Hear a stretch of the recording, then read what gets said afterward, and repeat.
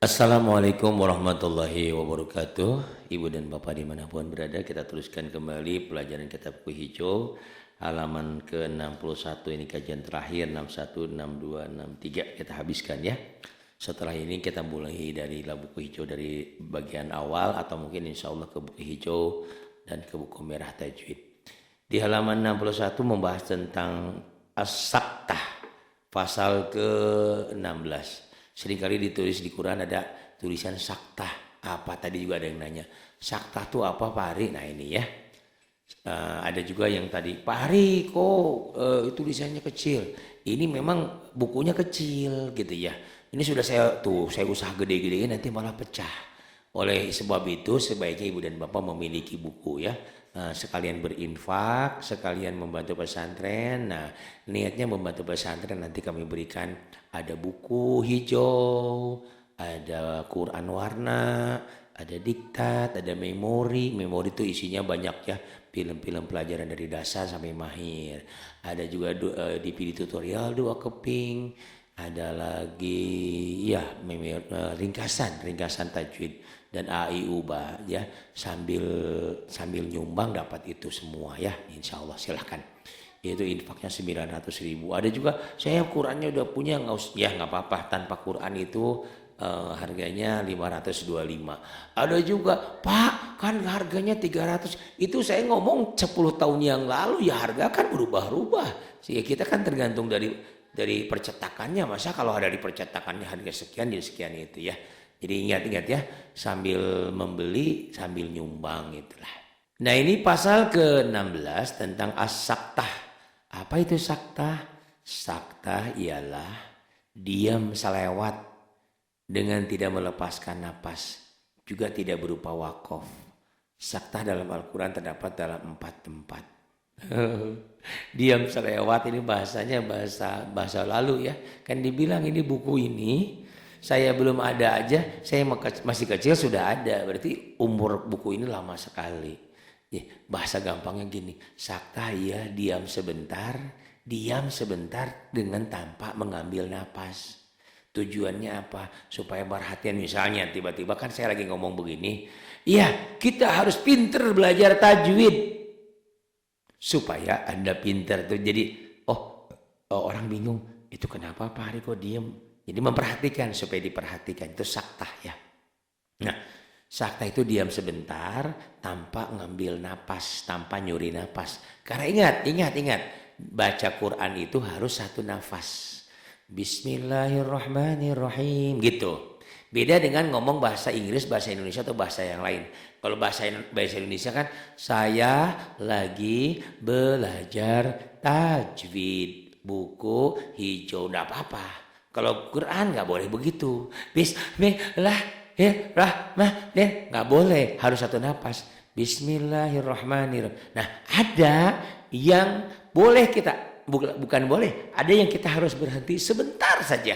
Berhenti sebentar, tapi tanpa ngambil nafas. Ini, pusing Pak Ari. Nih, contoh surat Al-Kahfi ayat 1. Iwajang qayyima, iwajang qayyima. Aduh, ada tulisan saktah. Iwajang qayyima. Diam iwajannya. Iwajan qayyima. Kemudian ini juga di surat Yasin. Di surat Yasin ayat yang ke-52. Mimar qadina hadama wa'adar rahman. Tuh, diam sebentar. Mimar qadina hada gitu. Tapi jangan mimar qadina jangan nyuri napas. Diam sebentar tanpa nyuri napas. Gitu, paham ya? Karena baca Quran itu harus satu nafas. Nah, kemudian di surah Al-Qiyamah ayat 27. Wakilaman nggak berlaku hukum idgham ya. Jangan wakilamar, jangan. Tetap aja diidhar. Wakilaman rok. Diam sebentar tanpa bernapas. Gitu, tanpa nyuri napas. Di surat Al-Mutaffifin ayat 14. Kalla bal rona ala tuh. Kalla bal rona ala. Nah ini biasanya tanda sakta itu dengan sin atau dengan tulisan CKTH. Sin kaf taha saktah. Yang ditulis dengan huruf kecil. Bisa di bawahnya bisa di atasnya. Nah panjang diamnya tidak bernapas kira-kira satu ketukan. Jadi jangan lama-lama. Kalla bal rona gitu. Diam sebentar itu sakta ya. Ini pasal terakhir ini pasal yang ke-17 macam-macam wakaf. Apa pula ini macam-macam wakaf? Macam-macam wakaf itu maksudnya kalau ibarat bawa mobil macam-macam cara berhenti. Berhenti seorang sopir itu berhentinya profesional, berhentinya enak kan ada ya. Sopir itu bawa mobil pas ngeremnya tuh enak. Tapi nggak terasa. Tapi kalau sopirnya baru belajar kayak saya ini kemarin, ayah, kok gitu amat, karena baru belajar. Nah kalau dalam berkendara itu bagaimana cara menghentikan bacaan itu wakaf. Nah macam-macam wakaf, macam-macam memberhentikan bacaan itu ada 4. Yang pertama ada wakaf tam. Wakaf tam, apa itu wakaf tam? Wakaf yang sempurna. Ialah wakaf yang berhenti pada kalimat yang tak ada sangkut paut kalimat sebelumnya. Jangan yang lain dengan kalimat yang sebelumnya. Baik dalam lafaz maupun dalam maknanya. Jadi tidak akan berubah makna. Seperti mana? Umumnya ya yang biasa. Al-muflihun qadir bismillahirrahmanirrahim. Kayak gitu. Alif lam mim. Dzalikal kitabu la raiba fih hudal lil muttaqin. Sempurna berhentinya. Yang kedua wakaf kafi. Wakaf kafi wakaf yang cukup. Ialah wakaf pada kalimat yang tak bersangkutan dengan kalimat yang sesudahnya atau kalimat yang sebelumnya dalam lafadznya tetapi bersangkutan dalam maknanya. Ini memang harus agak sedikit ngerti bahasa Arabnya ya. Seperti wakaf pada kalimat la yu'minun. Kalimat tersebut ya, karena kalimat tersebut dengan kalimat sesudahnya ada khotamullah. Khotamullah ya. Jadi orang-orang kafir itu diberi peringatan atau tidak diberi peringatan la yu'minun. Kenapa? Mereka tidak beriman. Secara berhentinya udah sempurna. La yu'minun. Tapi ada penjelasan dari segi mana di kalimat berikutnya atau di ayat berikutnya ada khatamallahu ala qulubihim. Mereka kenapa tidak beriman? Karena mereka sudah dikunci mati, ditutup rapat kuncinya sehingga tidak bisa menerima hidayah lagi. Itu. Jadi dari segi berarti sudah sempurna, tapi dari segi mana masih nyambung itu. Masih nyambung. Paham ya? Jadi kalau yang wakaf sempurna kita berhenti di situ, memang bagus berhentinya, cocok berhentinya dari segi makna dan dari segi cara pemberhentian. Nah, kalau wakaf kaf ini dari segi berhenti cukup sudah, tapi dari segi mana masih nyambung. Tapi tidak apa-apa, boleh ya, gitu. Kan itu di surat Al-Baqarah tuh ada ya. Mereka itu orang-orang yang kafir itu diberi peringatan atau tidak sama saja mereka tidak akan beriman. Kenapa mereka tidak beriman?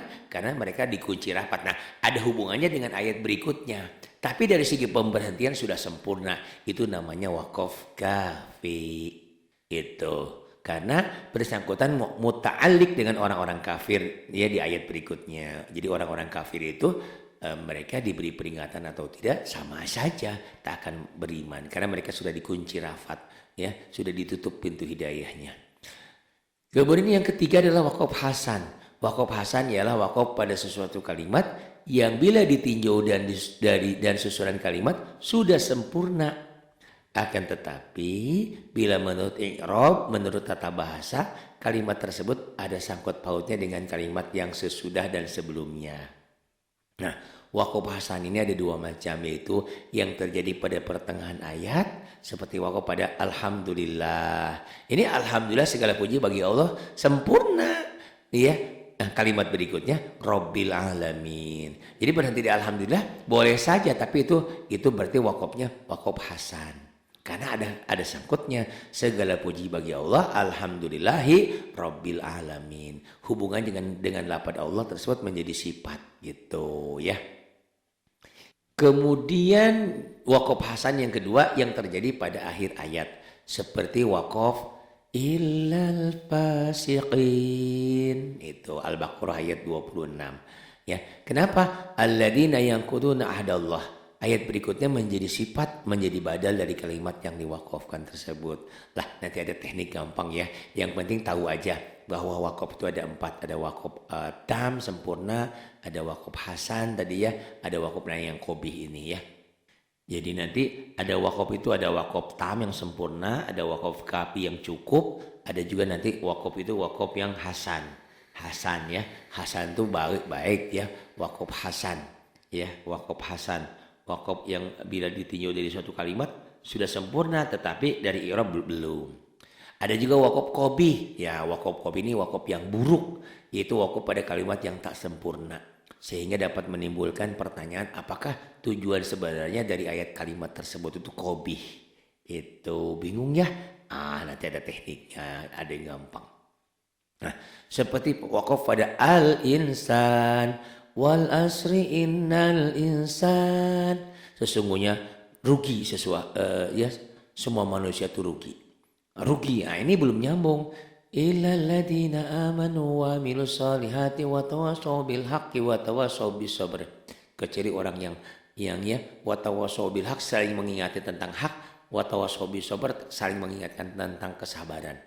Ya, itu kecuali illal ladzina amanu kan. Nah itu. Ini wakaf qobih al-insan, ini di wal asri innal insan. Dan seperti wakaf pada al-kitab, dalikal kitab, itu kitab itu apa maksudnya? Nah itu wakaf qobih. Nah nanti gampang, yang penting kita ngerti aja secara istilah ya. Ada wakaf itu ada tam yang sempurna. Jadi kalau kita simpulkan di halaman 62 ini macam-macam wakaf, ada yang wakaf tam yang sempurna, ada wakaf kafi yang cukup, ada wakaf hasan, kemudian ada wakaf qobih. Nah itu kita akhiri ya.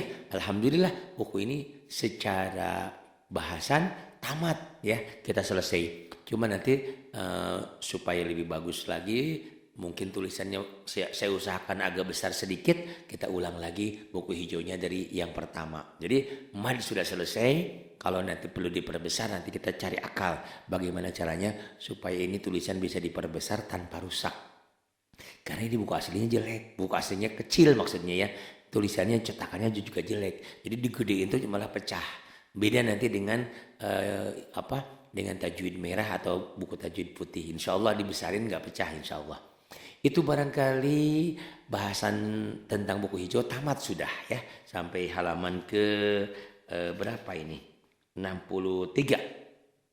Tapi saya berjanji buku hijau ini akan saya bahas kembali dari halaman pertamanya ya. Dari halaman 7 nanti membahas pasal 1 cara membaca ta'awudz dan basmalah.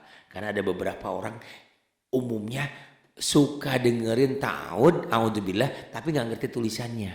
Kadang-kadang ada yang baca a'udzu, ada ngangudu, ada a'udzu, baca banyak macam baca, ada yang benar, ada yang salah. Nanti kita bahas dari mulai halaman ke-7, tulisannya agak digedein insyaallah ya, saya usahakan. Sambil nanti kita ke buku hijau dan ke buku putih. Terima kasih semuanya. Ada saran, ada kritik, jangan lupa, jangan sungkan disampaikan ke 0812 ini ya. Mana nih ini 0812, ini nomor saya sudah berapa tahun ini nomornya, 0812 828 7881 boleh. Tapi kalau ada ini nomor ini WA-nya penuh atau ingin ngirim pulsa boleh. Karena kalau kesini nggak bisa, ini Abu Demen nggak bisa dikirim pulsa ya. Kenapa saya bilang seperti itu? Kadang-kadang suka ada, Pak Hari saya mau sedekah pulsa tapi kok susah. Jangan ke nomor itu. Ke nomor satunya lagi, ini nomor saya juga ya. Bukan nomor orang lain nih. 0812 1931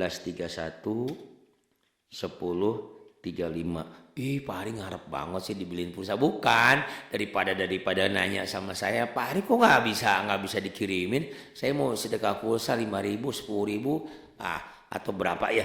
Ya, mohon maaf kalau yang atas itu saya terjebak tadinya dari simpati pindah ke apa itu ya.